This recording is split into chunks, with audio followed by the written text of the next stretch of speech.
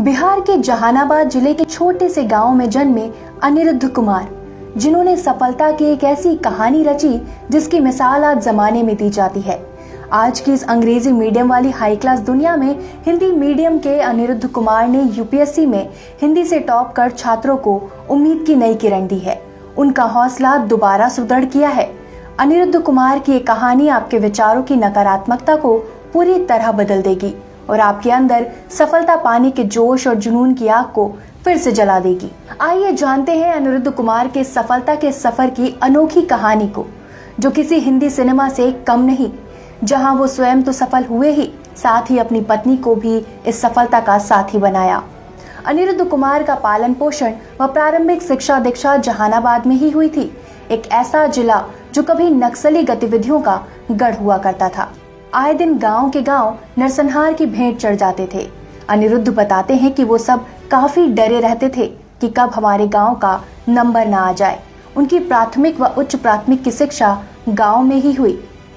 फिर उनके पिताजी को कानपुर में रेलवे के ठेके का काम मिल गया और उनका पूरा परिवार कुछ समय के बाद कानपुर आ गया। अतः 10वीं व उसके बाद की उनकी पढ़ाई कानपुर में हुई। अनिरुद्ध पढ़ने में शुरू से ही अच्छे थे, अतः सबकी उम्मीदों से उनके प्रदर्शन पर दबाव बढ़ता गया और खेल व अन्य सांस्कृतिक गतिविधियों से वो दूर होते गए। इसका मलाल आज भी उनके अंदर है। उनका और सबका ये मानना है कि पढ़ाई के साथ अन्य गतिविधियों का व्यक्तित्व के विकास में महत्वपूर्ण योगदान होता है। जैसा कि एक आम मध्यम वर्गीय लड़के के मन में अधिकतर होता है, इंजीनियरिंग व एमबीए जैसी प्रोफेशनल डिग्री प्राप्त कर किसी मल्टीनेशनल कंपनी में काम मिल जाए। अनिरुद्ध भी बिल्कुल ऐसा ही करना चाहते थे, पर वो बताते हैं कि उनके जीवन की एक घटना ने उनके लक्ष्य की दिशा क्या, लाइफ का पूरा प्लान ही बदल दिया। हुआ कुछ यूं कि कानपुर में उनके पिताजी ने अपनी कमाई जोड़कर एक छोटी सी जमीन खरीदी थी, पर कुछ राजनीतिक जुड़ाव रखने वाले दबंगों ने इस पर अवैधानिक रूप से कब्जा कर लिया। उनके पापा ने काफी हाथ पैर चलाए, पुलिस में शिकायत भी दर्ज कराई, पर कहीं कोई असर नहीं दिखा। सब कुछ शून्य का शून्य बना रहा।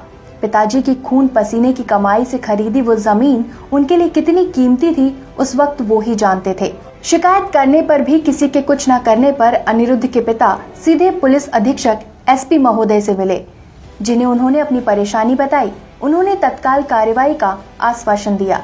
ऊपर से बने दबाव ने प्रशासन के काम में तेजी ला दी और पिताजी को उनकी जमीन वापस मिल गई। अनिरुद्ध कहते हैं, बस इसी घटना ने मेरी सोच को पूरी तरह बदल दिया और वो इंजीनियरिंग के बाद सिविल सेवा की तैयारी करने लगे।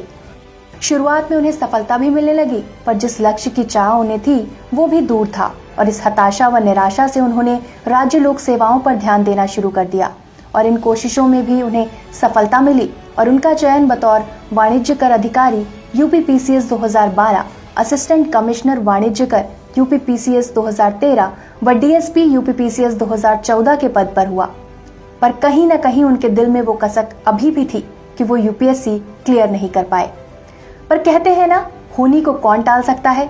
इस बीच उनके जीवन में एक सुखद घटना ये हुई कि 2015 में उनकी शादी आरती सिंह से हुई। वो दोनों पहले से ही काफी अच्छे दोस्त थे। आरती भी उत्तर प्रदेश में बीडीओ के पद पर कार्यरत थी, पर यूपीपीएससी पास न करने की पीड़ा उनके मन में भी कहीं न कहीं अपना घर बनाए हुए थी। बस फिर क्या था, दोनों के मिलने से उनके हौसलों और इरादों की शक्ति भी दुगनी हो गई।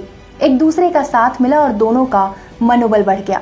दोनों ने मिलकर दिन रात मेहनत की, बेहतर स्ट्रेटेजी बनाई, तैयारी की व 2016 की यूपीएससी परीक्षा में दोनों ही पास हुए। आरती को ऑल इंडिया रैंक 118 के कारण आईपीएस मिला और अनिरुद्ध को एएफएचक्यू।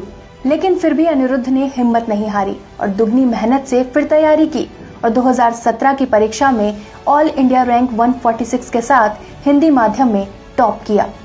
जीवन में हर सुख दुख में एक दूसरे का साथ देने की कसम खाने वाले पति पत्नी ने इस कसम को बखूबी निभाया है। दोनों ने एक दूसरे का इस तरह से हौसला बढ़ाया और आज दोनों आईपीएस ऑफिसर हैं। दोस्तों, जिंदगी में कभी भी हार नहीं माननी है।